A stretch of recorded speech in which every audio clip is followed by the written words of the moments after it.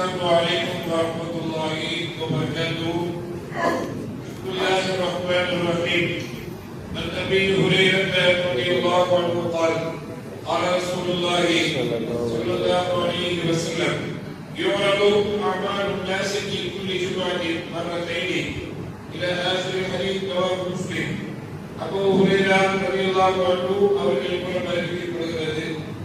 அல்லாஹ்வின் தூதர் நபிகள் நாயகம் ஸல்லல்லாஹு அலைஹி வஸல்லம் சொன்னார்கள், ஒவ்வொரு வாரமும் மனிதர்களுடைய அமல்கள் அல்லாஹ்வுக்கு முன்னால் பார்வைக்கு வைக்கப்படுகின்றன. இந்த வாரத்தில் அவர்கள் என்னெல்லாம் நல்லமல்கள் செய்தார்கள் என்று அல்லாஹ் பார்வையிடுகிறார். அதிலே ஒவ்வொரு வாரமும் 2 தடவை நபிகள் நாயகம் ஸல்லல்லாஹு அலைஹி வஸல்லம் சொன்னார்கள். அது 2 தடவை என்றால் திங்கட்கிழமையும் வியாழக்கிழமையும் என நபிகள் நாயகம் ஸல்லல்லாஹு அலைஹி வஸல்லம். அதிலே எல்லா மனிதர்களுடைய நல்லமல்களும் அல்லாஹ்வுக்கு பார்வைக்கு வைக்கப்படும்.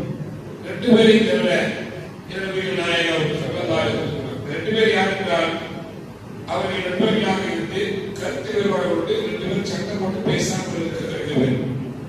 வழக்கு வாய்மொழியில் அல்லாஹ் சொல்லுவாங்க, கொஞ்சம் வெயிட் பண்ணுங்க பார்க்கலாம் அப்படின்னு சொல்லுவாங்க. திங்கட்கிழமை சட்டம் போட்டுருக்காங்க வச்சுக்கல, திங்கட்கிழமை அவருடைய நல்லமல்கள் அல்லாஹ்வுக்கு பார்வைக்கு வராது. அந்த வழக்கு வாய்மொழியில் அல்லாஹ் சொல்லுவாங்க, கொஞ்சம் வெயிட் பண்ணுங்க சேர்ந்தாங்களான்னு பார்க்கலாம்.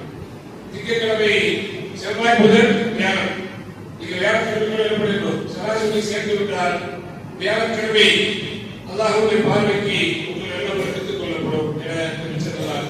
அல்லது வியாழக்கிழமை ஒரு சட்டம் போட்டிருக்கிறார் அப்படின்னா அதற்கு இடையில அதாவது வெள்ளி சனி ஞாயிறு அது திங்கட்கிழமையில் அல்லாஹ்வுடைய பார்வைக்கு வைக்கப்படும் போது 2 பேரும் பேசிக் கொள்ள வேண்டும்.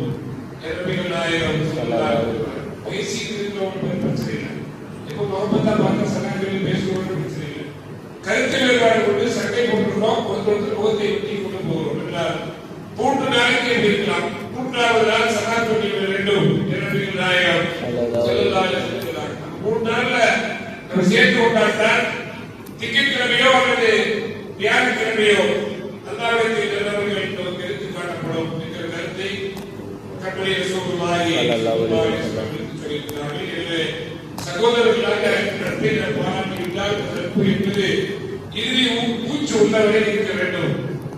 சலாத் சொல்கிற அளவுக்கு அவருடைய முகத்தை திருப்புவது என்பது ஒரு மூமினுடைய பண்பில்லை என்கிற கருத்தை இந்த ஹதீஸிலே நமக்கு மார்க்கறிஞர்கள் சொல்லிக் கொடுக்கிறார்கள். கூடுதலான ஒரு தகவல் சொல்வது ஹதீஸ் பரிபூர்ணமாகும்.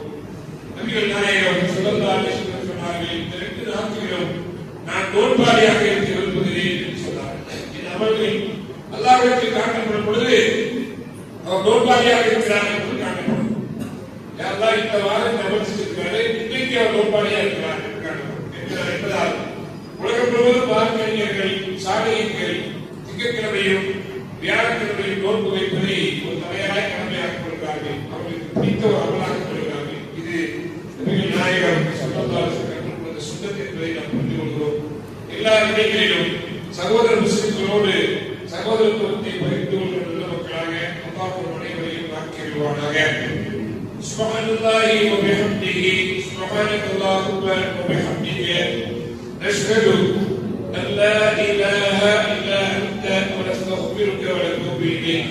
سبحان ربك رب العزة عما يصفون وسلام على المرسلين والحمد لله رب العالمين. صلى الله على محمد صلى الله عليه وسلم.